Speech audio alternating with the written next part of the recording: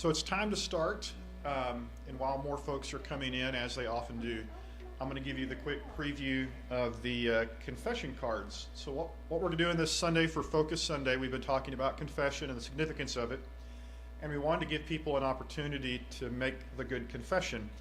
And we've been trying to figure out the logistics of how to do that right. So just full transparency, as a minister, the idea of open mic Sunday morning terrifies me, right? Of just anyone get up and do what you want, bad idea. But at the same time, we want it to be authentic and real and for as many people to be able to participate as possible. So we have these little cards that we made up that has a blank spot at the top for you to write whatever you want. And then the second half of the sentence is provided for you. It says, "But I still believe that Jesus is the Christ, the Son of God, my Savior and Lord." Name here, right? So you write something that is a little more personal at the top. Doesn't have to be deeply personal, but true, okay? I struggle sometimes, but I still believe that I'm a broken cell phone, but I still believe that, right? I mean, there's any number of things. Or you can doctor this up as needed. Bud marked out words and fixed it the way he wanted it, and his is one of my favorites. Is I used to think God was like this, but now I believe more than ever that Jesus is the Christ, the Son of God, right? So whatever it is that works for you, if you want to participate, you can fill one of these out, and then all of them will go up on our wall as you come into the main entrance for people to look at as our confessions. And then we're going to select a few of them, just for sake of time, to have read on Sunday morning as kind of examples of what we're doing. We're going to have these available if you want to do them tonight. Naomi has a stack, and we'll provide you with a marker. And then we'll have a stack of them for those of you that are procrastinators and wait till after I announce it again Sunday morning when service is over, and then you don't have to get called on to read yours. You can grab one out of the foyer, fill it out, and we'll still slap you up on the wall because it's a big wall and we got room. So I'm pretty excited about it. It's a cool way to do something we've wanted to do and build a culture where we're transparent with each other and also show what we have in common. I think it's going to be interesting to see how many people are struggling in exactly the same way and comforted by exactly the same faith. I think that's going to be neat to see. Okay, let us get started then in 2 Thessalonians. Could someone at the back of the room for me catch that door? I would appreciate it. And then, Marla, if I could pick on you, could you say a word of prayer and we'll get started? Father, thank you for this day and letting us come here tonight. Please be with Ben as he speaks. Help our hearts and minds to be open to listen to you. In Jesus' name we pray. Amen. Amen. So we're finished tonight with 2 Thessalonians. This is our last week of kind of the spring program. Next week, by way of preview, we're going to start new things for the month of May, June, and July.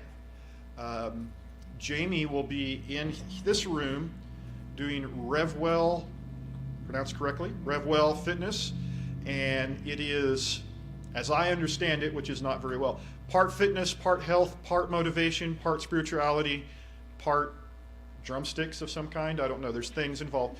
And that happens in this room on Wednesday nights from 6:30 to 7:30, at least for the duration of May, June, July is kind of the current quarter plan.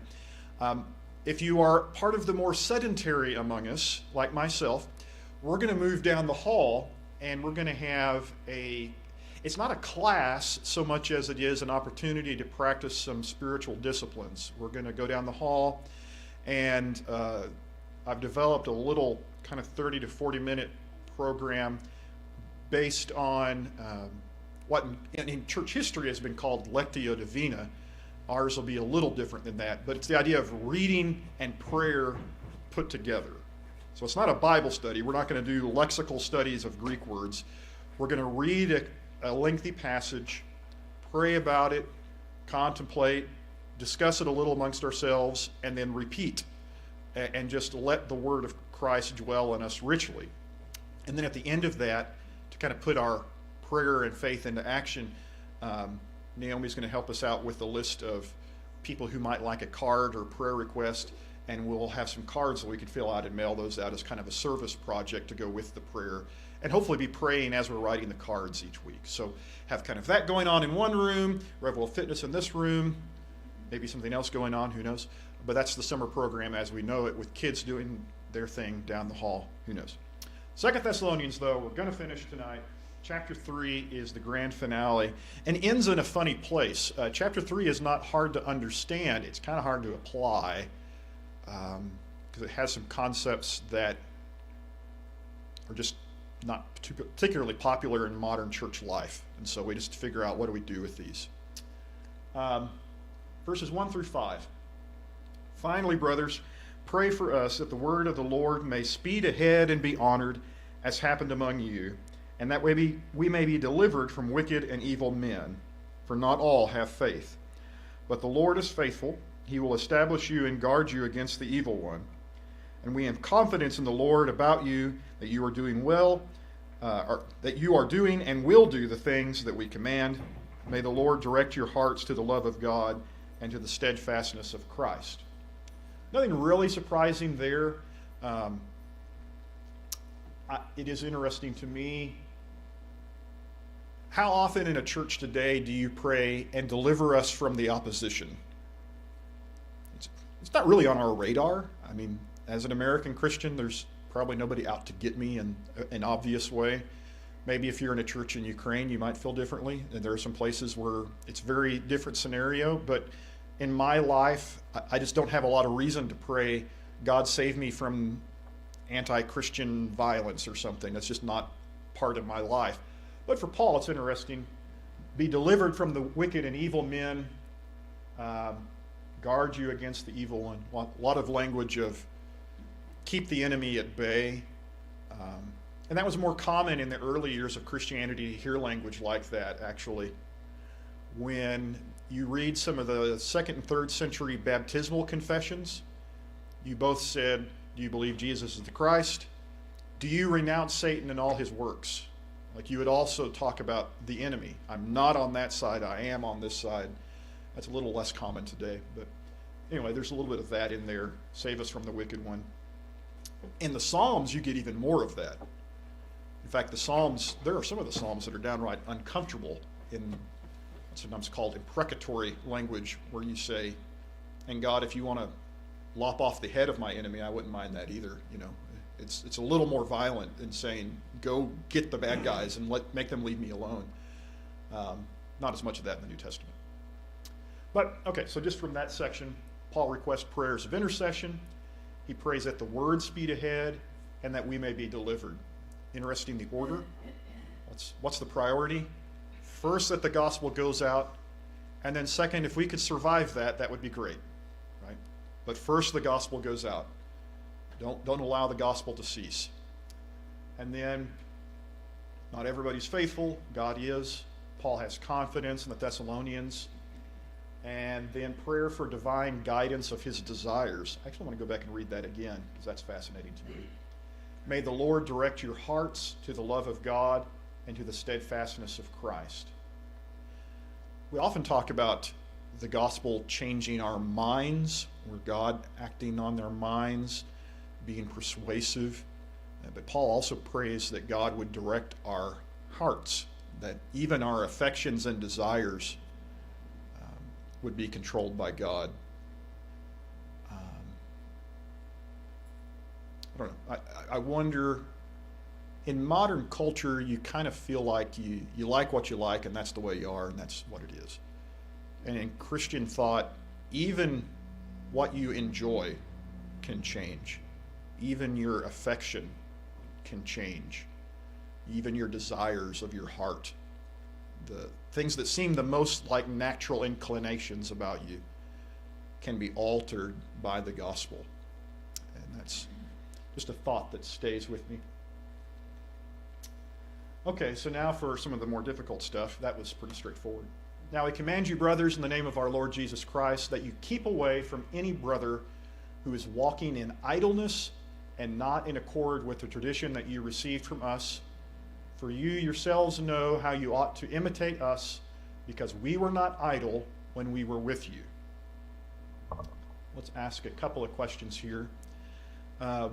What do you suppose he means by the tradition that you received from us?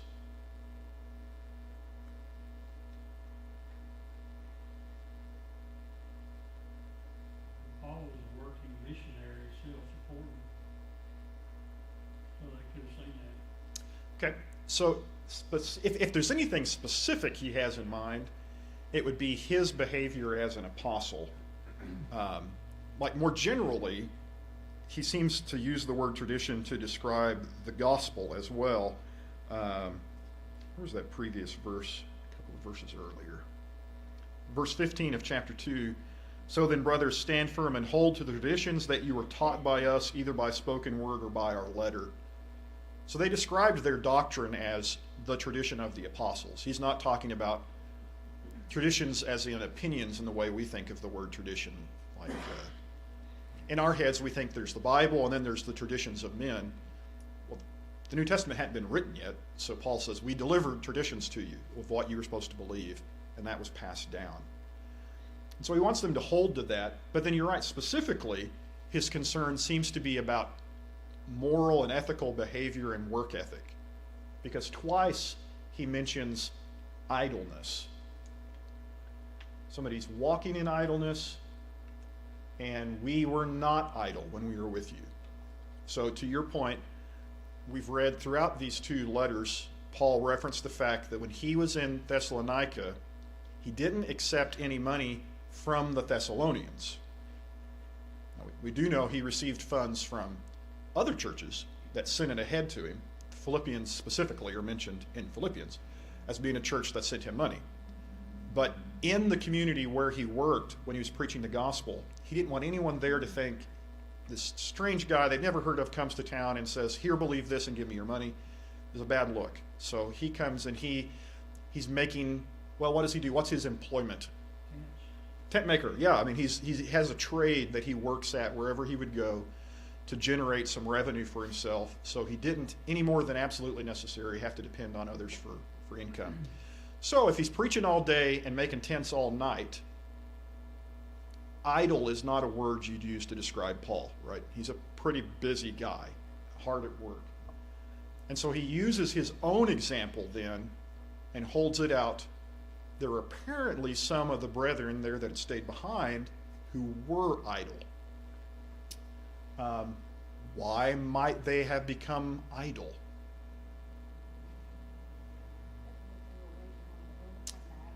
In the context, they seem to have a lot of concerns about Christ is either already back or on his way or like any second now kind of vibe that makes you think, well, if I'm certain the world won't be here tomorrow, contributing to my 401k today doesn't make a lot of sense. Right? In fact, don't start any long-term projects. In fact, do I need to go to work today? I mean, it just doesn't make a lot of sense. And that was a challenge for the early church because the church was very passionate about the idea that Christ would come back. Somewhere towards the end of the month of May, I'm working on a sermon on Revelation chapter 22, where I think 3 times it says, I am coming soon.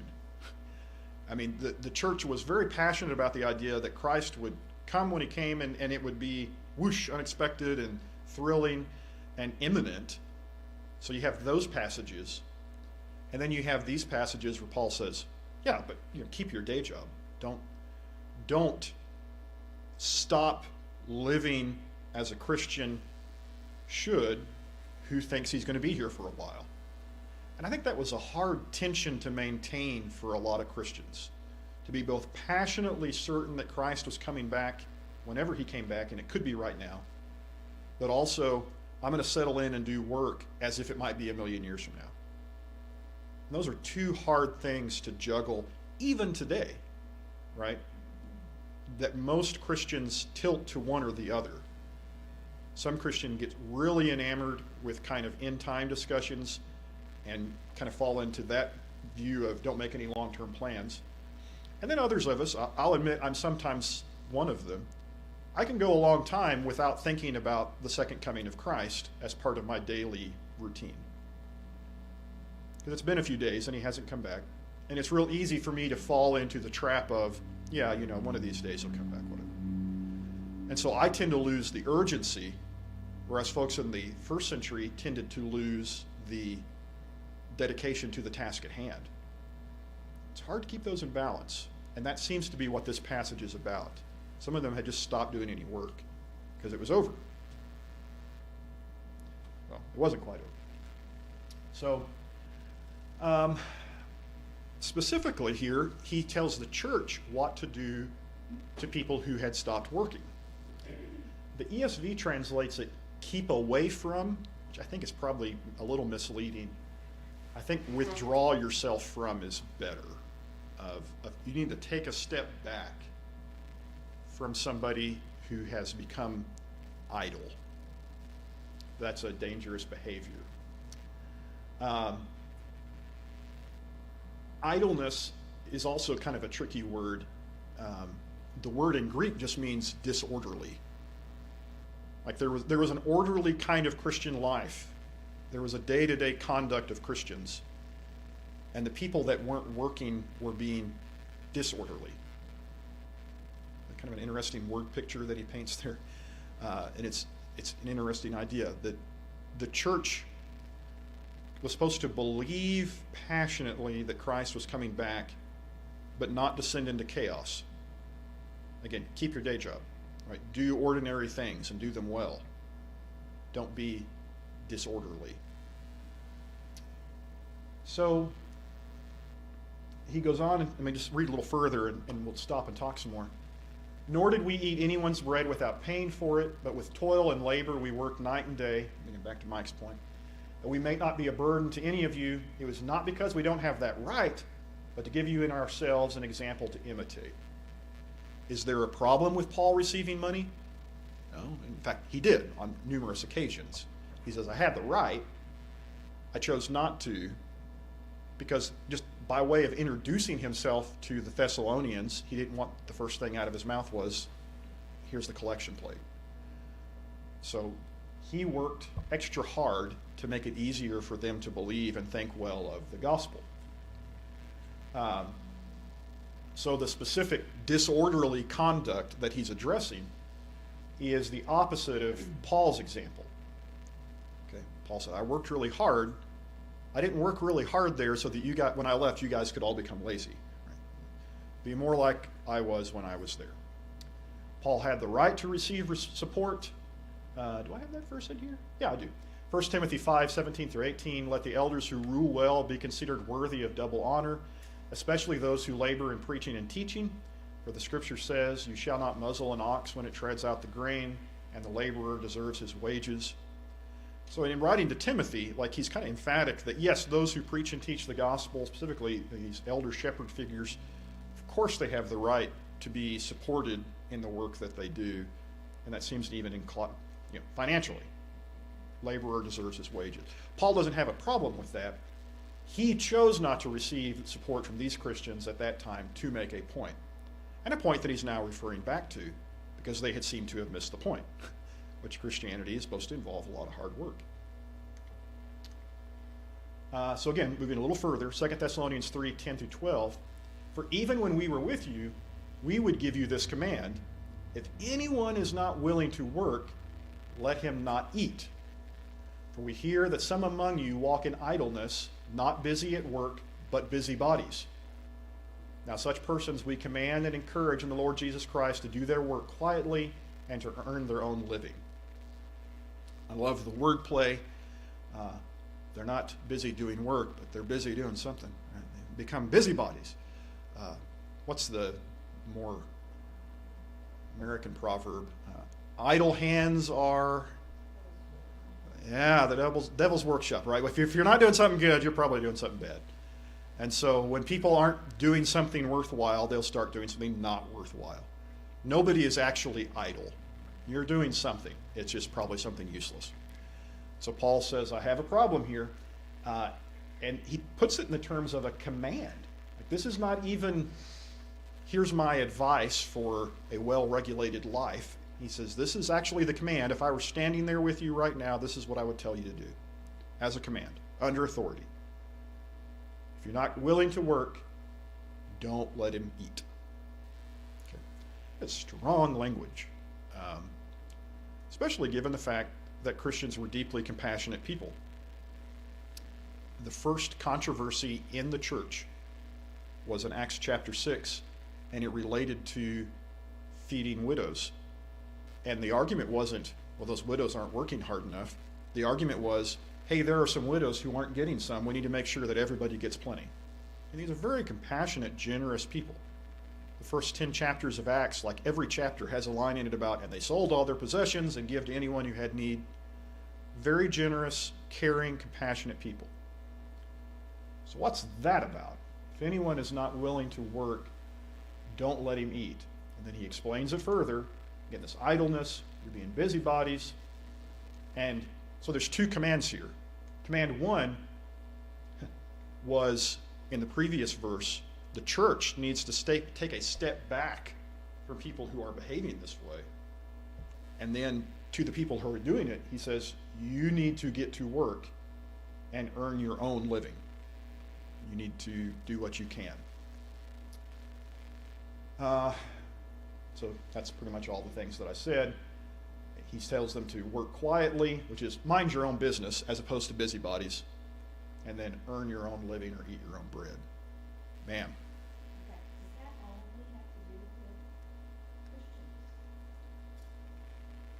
Christians? Does that only have to do with Christians? So he is talking to brothers in the passage. So if I'm going to apply it, I definitely start with Christians. Now, I will go back just a second. He does, the proverb he gives, the command is stated as like a generic anyone. Like, it's stated like a universal truth. You don't work, you don't eat. But he's talking specifically, I would give you this command. There's some among you, we commanded you in the name of the Lord Jesus. So it's clearly, he's not expecting Christians to change Greco-Roman life. I mean, whatever people out there are doing, that's what they're doing. But among our people, we can have expectations of each other. Okay? So as a minister, if I stand out in the street corner and say, get a job, well, they have no reason to listen to me. I might be right. It doesn't matter. But it's, as brothers and sisters, we hold ourselves accountable to a certain behavior. So he's specifically then talking about with amongst ourselves. We might stretch it to people who approach the church. That's a tough question. Like if you come to a church specifically for help, does the church have any expectation that you're at least attempting to work for yourself? Because that's the kind of people we are, right? It's a good question. That's the hard one, and that's my first discussion question, is how do Christians balance generosity with responsibility? And if you want to become a bitter Christian really fast, I'll put you in charge of church benevolence for a week. Like Naomi's already laughing because she gets all the phone calls. And then we suckered Selena into taking the job of dealing with those calls. She's our benevolence minister. And as she'll tell you, some days she feels very benevolent, and some days she does not feel benevolent at all. And because there are people that just really do take advantage of the generosity of Christians. And every phone call, there's a person in the back of your head that says, am I getting scammed again? And the answer is quite often yes. And at the same time, you want Christians to be known for selfless, unbridled compassion and generosity. So I'm going to stop talking. I want you to think about it and give me some advice, and I'll tell you why you're wrong. How do we balance generosity and responsibility based on passages like these, among others? Yeah. Kind of following up on what you just said. Generous, yes, but also good stewards. Yeah, good stewards. That's the responsibility That part. really does fit into, do I have the answer to that now? Yeah. I mean, in terms of generosity, we could take every penny you put in our collection every week and give it away to individual needs in the city of Ada every week. Like we could spend the entire 100% of the budget could be to people here in town who need things every week. And that would be the only thing we did, right? The church, any other function of the church would cease to exist because we wouldn't be funding it. We would just say every penny goes to whatever. And I don't even know if that would make the city of Ada better or not, is what's crazy. Like I don't know if we would make a dent. We might. It might do wonderful things. But there's a never-ending need that we want to appeal to. But then there's this stewardship of, we would also like there to be a Central Church of Christ still here in a year from now.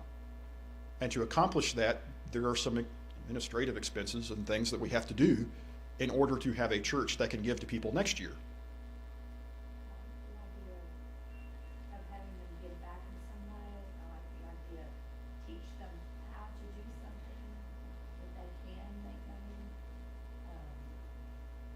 Teach them how to fish, Yeah. mentality, because there is a whole culture of poverty Yeah. where they know wherever to go to whatever places. On the same hand, And though, we see it at the school, like, Sure. Yeah. on the same hand, though, like the Heifer Project, they've learned that some communities, they can't reach out to because every crowd, everything they give them, they're so starving that they can't work it forward. Like, Yeah. So, where does that end? Yeah. There are systems of poverty that exist that there's not an obvious amount of money you could put into that would do anything other than get us through till tomorrow. Like that it's so deep poverty, and you wonder, is this a good way? It makes me feel good. Oh, it makes me feel like I'm a great person. I put some money in on that over there. But I may not have made any difference to that person's life at all. In fact, I might have made it worse by convincing them this is a sustainable solution that you can come back to me and ask again, and I'll help you out tomorrow, right? Am I building in them a habit of dependency that makes it worse? Or am I using that as an excuse to be greedy and keep my money in my pocket? See the challenge? There's a book called When Helping Hurts. Yes, there is. One of their rules is don't ever help someone in a way that they couldn't help themselves. And like they gave an example about they were in another country and a lady needed medicine, and the guy just like pulled money out of his pocket to go buy the medicine, save your life, but he robbed the congregation of the opportunity Yeah. to raise that money and do that themselves. So here's my fun story. And I'll get you just a second. Yeah, I'll give to you. So Ed Pabletti was our benevolence minister, and he was trying to retire more than once. And so he had talked to Celine about, hey, would you like to take on this job? And so she did. And so she's been working out of the office over there doing benevolence stuff. When she said she was interested in doing that, I said, okay, my condition is you have to read this book first, When Helping Hurts. And so I handed her a copy of it. Okay. And so she read through that and goes, well, how do we do that? What I didn't make her read was the book that was written in response to that by an African bishop titled When Helping Works, where he complained that When Helping Hurts was the kind of book an American would write to excuse himself from helping anybody. And like you read them together and it's just like polar opposite opinions on it. But of the two, I read them both, of the two, of When Helping Hurts, I think is the better strategy, because it recognizes that there are situations where when you give somebody a buck, you've done more harm than good in the long run. And while we should always be checking our conscience to see, am I using that approach as an excuse to get out of being kind or generous? We should not be doing things that we know make the world a worse place just because it makes us feel like we were helpful today. So if you want some good reading of the two, When Helping Hurts is a phenomenal book about long-term impacts of church generosity and so forth, and nonprofit generosity, and where it makes a difference, where it doesn't. Right. Pretty large difference in benevolence. And like giving some dude at a truck stop $20 and then getting them doing what you're doing. Yeah. You know, the same old crowd that's coming out there. I never really, we're very blessed in the United States. And I don't want Yep. this comment to sound insensitive, I'm already offended, but go ahead. Well, Yeah. I never really realized what poverty really was until I went to Haiti about 6 or 7 years ago. Mhm. And that, when you're talking about being benevolent, it will sure wake you up on the way you give and who you give to after you experience that. Yeah. Yeah, I'll say American poverty and global poverty are two different creatures. That much is absolutely certain. And it's not to minimize especially rural American poverty that's all around us. When I see someone in need in our community asking the church for help and they're calling the church on their smartphone, yeah, there's part of me that thinks that's a little bit of a world difference than Luis Estrada down in Honduras, who's just trying to get him a meal today. So there are that's not to minimize our poverty, but there are differences, and it's worth noting that. We came in one night and they had fixed us a meal at the orphanage where we were staying at, or the previous school we were staying at, and I felt bad for eating. Yeah, I mean, and they would have been offended if you hadn't, by the way. But yeah, and we were told that. Yeah. I mean, when the chickens can't even get fleshy down there, it's for real poverty. yeah, yeah. Yes, ma'am. I guess I work at PEC, Okay. and so I get the checks, and the phone calls, from church shoppers, I guess I would call them, and, and I get the checks from the church, like that have Yeah. the people's names and stuff, and you start to remember names, that it's an every month thing. Yeah. I was talking to my dad about this, and I was like, and then sometimes they have the gall to say to me, well, I went to this church and this church, and they wouldn't give me anything. And I was like, but they don't have to. Like, are you even a member there? Have you ever been inside? Like, Yeah. or you just, they're really going down their, like I said, their smartphone, their book, and they're just like calling people. And it's really hard sometimes for me to just like, hey, like, hear that, I guess, or see the Yeah. text coming every month, and I wanna call them, and then there's some pastors, they call and they'll be like, what is the situation, does this happen often, like, Yeah. how, and I'm like, I appreciate you asking that, and let me tell you, like, they are having a hard time right now, they probably could use a hand, or, I'm sorry to tell you, this is not their first, occurrence. Yeah. Yeah, this is the part where I really should give, like, you and then Celine get up and do 15-minute talks on how how it actually works, because what you see is just the front end of, well, why didn't you help that person? And there's always a little more to it. Celine's put some processes in place that try to allow the most significant and legitimate needs to rise to the top, knowing that there are still going to be some that work the system and it's okay. So for example, she requires you to fill out an application now, which just means you're not just calling down a list. You showed up at the building, you filled it out, and you have a need that you're crisis enough that you would get up and go somewhere to get some help. If you'll do that, she actually will help you more than she's supposed to most of the time. So that's one, and then she does keep based on those applications, so you can keep track of, didn't I just do this for the same person last month, or is it once every 3 months, or is it, and kind of keep track of it. And even doing all that, there's one or two folks that she'll say, she says, we only have our essentials closet down here with pantry items and toilet paper and things like that. I know there's at least one family that, like, on the first of the month makes their call and they get their box every month. I mean, it's just part of, and we give it to them every month because we're generous people, and it's like, okay, if you're desperately waiting for your toilet paper from the church at the first of every month, we're going to try to help you out. And that's what we do. But we try to kind of shave off the ones that seem to be completely gaming the system in a dangerous way. And it is really hard to tell the difference. If we're going to make a mistake, we'd like to make a mistake on the side of helping people, but it's a rite of passage for all ministers to get scammed by somebody at some point. My rite of passage, my first one, was the nice man at the church, who visited me at the church at Glenpool, and came in, And, well, see, I've already messed it up because I told you he scammed me. I should have told you the story first because the ending's funnier that way.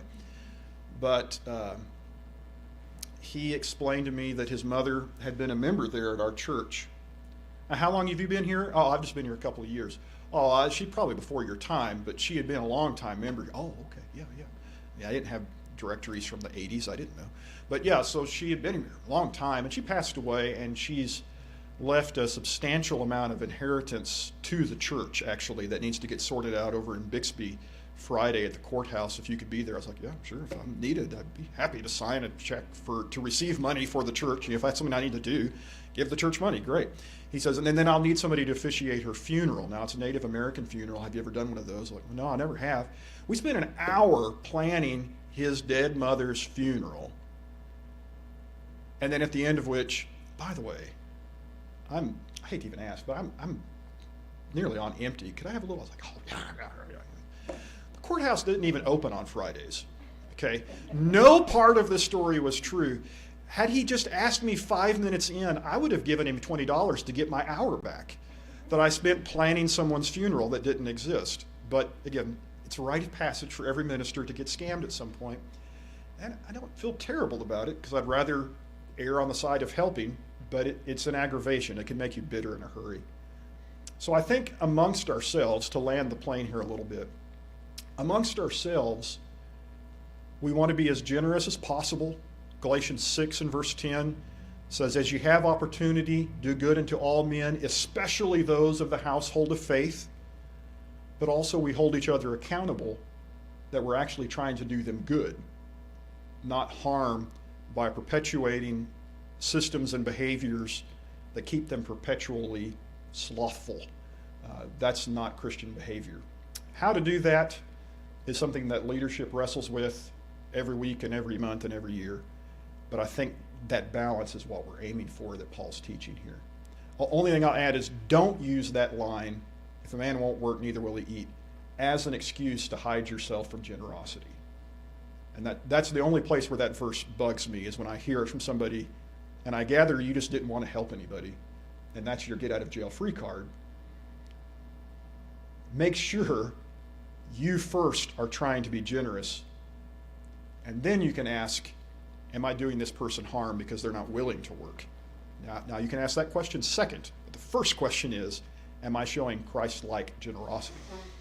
Yeah.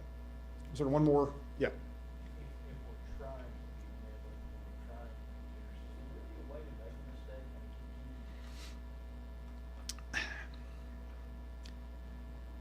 Again, I am much more confident going into judgment, and God gets the record books out of church accounting or whatever he does. And he said, Ben, you gave to some people that really took advantage of your church. That was dumb. I would much rather face that in judgment than, Ben, you were really stingy. You had resources and you didn't give them out. Of the two, I know which criticism I feel more comfortable, if I know God at all, which one I'd prefer to be accused of by God. Ben, you were foolishly generous rather than you were stingy. But I always figured that'd be something I'd be against the person. I think often, like, that's where a lot of the accountability is. Yeah. Well, because the verse about if he takes your cloak, give him the blanket, and then walk the extra mile, like, definitely he was taking advantage of theirs.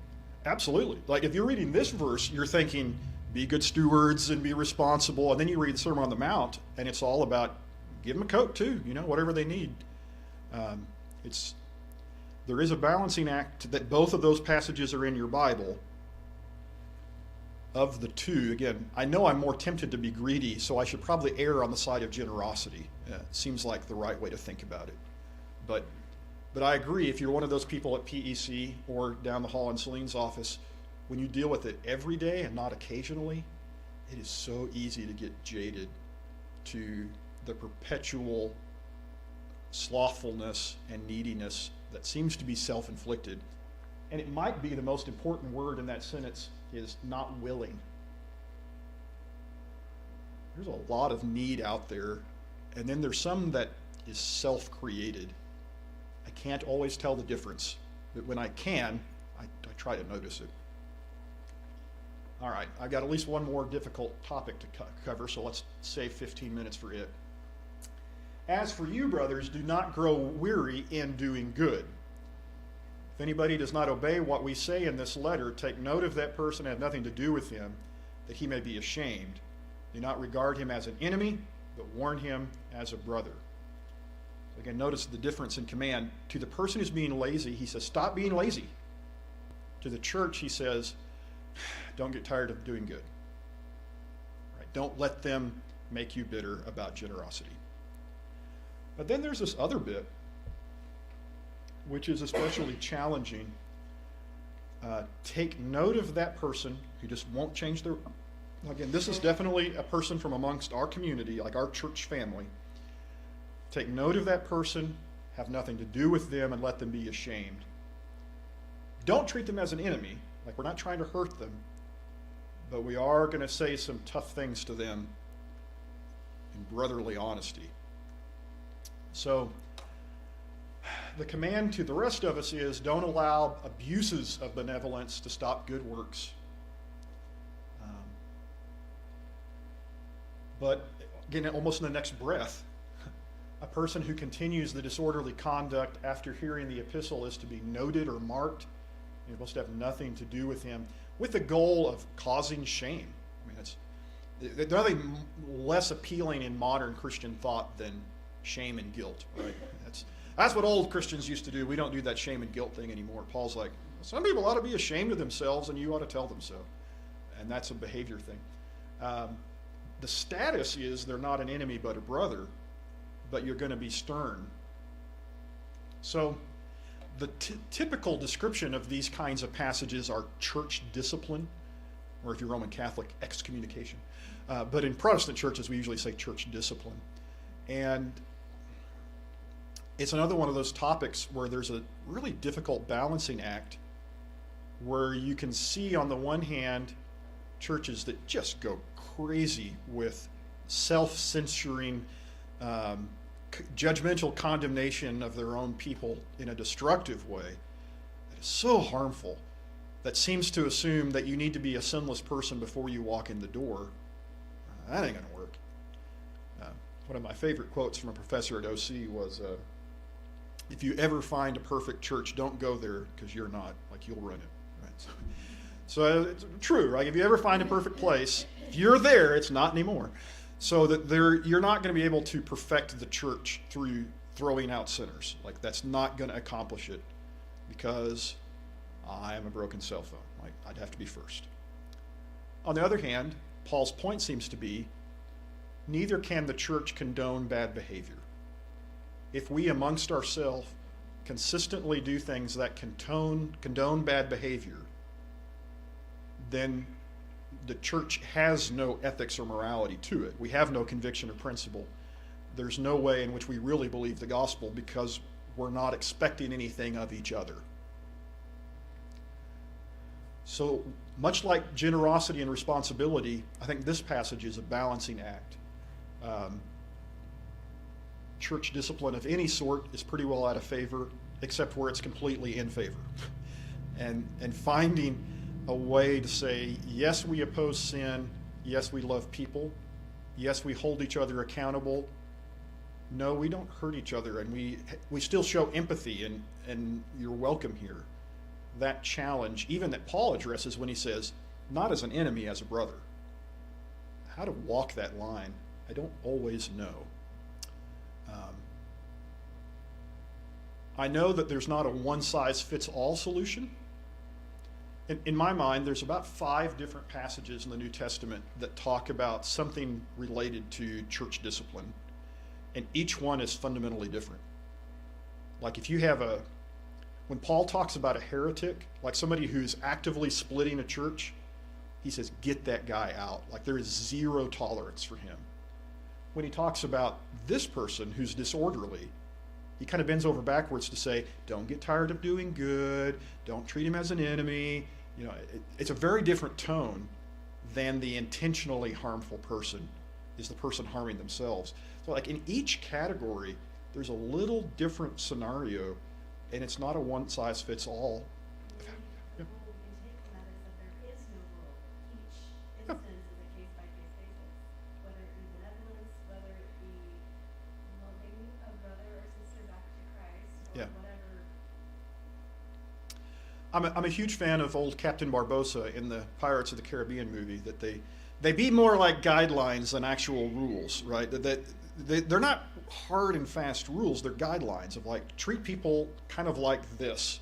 And they put some boundaries out there to kind of keep you in between the lines. And then you have to look case by case. Is this a weak Christian who needs encouragement? Is this a brazen sinner who is taking advantage and hurting the church? Is this an opportunist who's swindling old ladies out of their money in the church foyer? Like, each one of those would be a different response based on kind of what we're seeing. And it just takes discretion. There's not a one-size-fits-all. What thoughts do you have about that particular topic of how does it, if you want to get rid of the word church discipline because that makes you cranky, that's fine.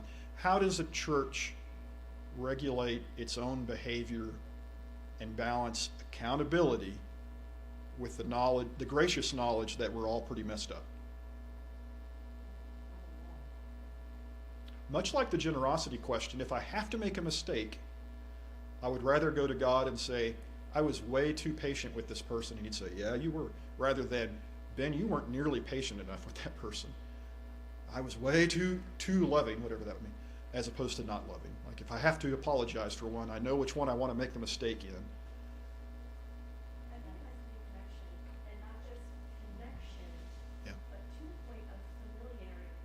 Yeah. Because otherwise, that avenue isn't going to exist. Yeah, back to the case-by-case thing. Like, you're going to have to know the person. And oddly enough, you can say things to a person you have a relationship with that you can't say to other people. Why does he say, love him like a brother? Because I've said some stuff to my brother, all right? I mean, I've had some conversations with him that were tough, and some of my brothers with me. That when you have that relationship, you have credibility that you don't have with a stranger. But it's earned, right? When I talk to my brother, hey, you were in the bunk bed above me for 18 years. I know who you are, and I can say these things to you. Again, guy on the street corner, I walk up and just start telling him how to live his life. He has no reason to listen to me. There's no credibility. I have a fun story to go along with that. Yeah. We live in the metro area. We tried out a lot of different churches, and we had attended one for several Sundays just to kind of see. And a couple of the elders called us up one night in the middle of the week and said, hey, we were in the neighborhood. Can we come by your house? And I was a little, first of all, surprised how they knew where we lived. But so they came in, and they're all dressed up, and it's just like a random night. And they just started grilling us. What do you believe about Jesus? What do you believe about being a Christian? All these things. It was like we had to go through an interview process if we were going to keep attending it. Yeah. And I didn't know these people. It was weird. We did not go back there. Yeah. There's not a lot of passages in the New Testament that encourage inquisition. It's the Spanish invented that in the medieval period, but the New Testament doesn't have a lot to do with that. What I usually say to that is there's enough like real obvious evil in the world that I don't have to dig very far. So I'm not trying to be naive or turn a blind eye, but the stuff that just flops down in front of me is usually plenty evil enough to deal with. Or as Christ would say, sufficient to the day is the evil thereof. Yeah, yeah, the Inquisition bit always makes me cranky.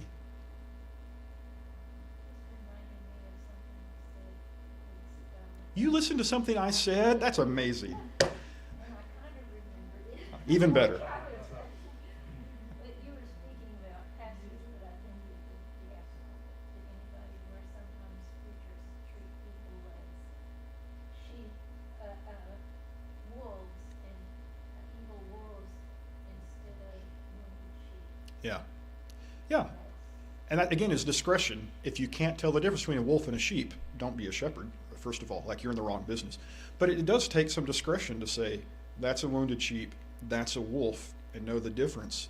And it's not always easy because they look the same. They work really hard at looking the same. But there is a difference, and they are to be treated differently. Yeah. There's another side too, to when you speak to your Yeah. known for 18 years, he has also known you for 18 years. Yeah. So he knows where you're coming from. Yeah. It's Yeah. not just, okay, I know you and I can speak to you. He knows your heart. Yeah. And that also opens an avenue for communication. So if the only conversation you've had with your church leadership is when they show up at your front door to quiz you, I don't have a lot to go on. It's important to have relationships, especially with your church leadership, that didn't start with a problem. I'm always hesitant now because when I say, hey, you want to go get some lunch? People assume that, oh, I'm in trouble. What happened? It's like, yeah, I had church the other day. You did not. Sometimes I just want to get lunch.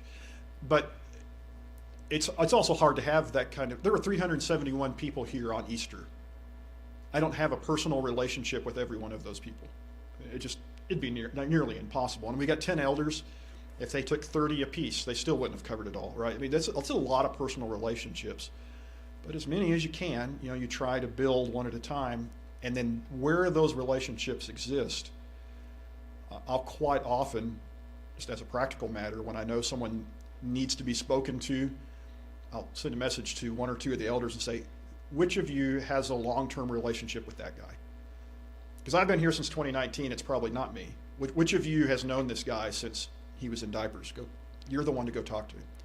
And unfortunately for Bud, it's usually Bud. So, hey, you've been here 40 years. You know that guy. I just learned his name yesterday, so probably I'm not the one to tell him about his sinfulness or encourage him in something. So it's hard, but it takes time. Which is, by the way, the argument also for long-term ministry. When churches think they need to shuffle their preacher out every 5 to 6 years, it takes 40 years to figure out who everybody is. I mean, it takes time. You're trading away influence every time you do that. Yeah. Yes, ma'am, Kathy. And within a fellowship, this is one of the practical things I've seen with our home meetings. Most, well, I don't know about everybody else's home meeting, ours fluctuates all the way from 10, 15, and 20 at any given time. But we've known those people. Yeah. Some of them for 20 or 30 years. And, the relationship is there. Yeah. They can be encouraged or, maybe encourage them about their behavior or whatever. And there's a trust there as well. It's one of the reasons I got there slowly. It took me a long time, but I've become a huge fan of the small group model for churches because, and the reason it took me a long time is because I grew up in small churches where you didn't need that. If you're in a country church of 40, you already have your small group. It's those people, 3 of which are related to you, right? It's that group is your small group. But a church of, again, 371 people here for Easter Sunday, you cannot have 370 intimate relationships at the same time. I don't care what your Facebook list says, you don't have that many friends. It's not possible. And so what a church of more than 150 has to do is start thinking of itself as a group of groups, a family of families, a church of churches, where every little pod or group of 20 to 40 people is going to kind of have to operate independently and as part of the whole, whether it's young families class or some other thing. Like those groups are going to be where the bonds are built. It's one of the reasons, and I know I'm a weirdo on this, I don't do the big altar call thing at the end of my sermon and say, if you need to confess sin, come on down. And the reason I don't is because I think you're more likely to do that in your intimate group than in front of 370 strangers. You can't know that many people that well. But in a group of 20 or 30 people, we can really have a relationship. We can ask each other for prayers. Like, to me, small groups is where that needs to happen. Intimate relationships, honest confessional behavior, prayerfulness for each other. Like, small groups shouldn't be a Bible class. It should be discipleship 101 and family time. That can be accomplished in a small group in a way that can't happen in a big room. So just part of the reality of a medium-sized church, which is what we are, it has to start thinking of itself in the terms of those groups, because that's the only place where that level of authentic Christianity can happen, just because of logistics. So that's probably the place where church discipline should happen in a real honest way. It's in that group that the group leader is going to say, hey, you're way out of line. We love you. Why don't you come back next Tuesday night? But that behavior is really inappropriate. That place is where that can happen. I promised I'd finish. I've got 60 seconds, so here's how the book ends. Now may the Lord of peace himself give you peace at all times, in every way. The Lord be with you all. And then a fun thing happens. I don't know what Paul's deal was. There's lots of speculation. Did he have a problem writing? Did he have a problem with eyesight? Does it have to do with some other condition he had? I don't know. But he had other people write his letters. And then at the end, he would tack on, and this is Paul. So at the end, I, Paul, write this greeting with my own hand. This is the sign of genuineness in every letter of mine. It is the way I write. The grace of our Lord Jesus Christ be with you all.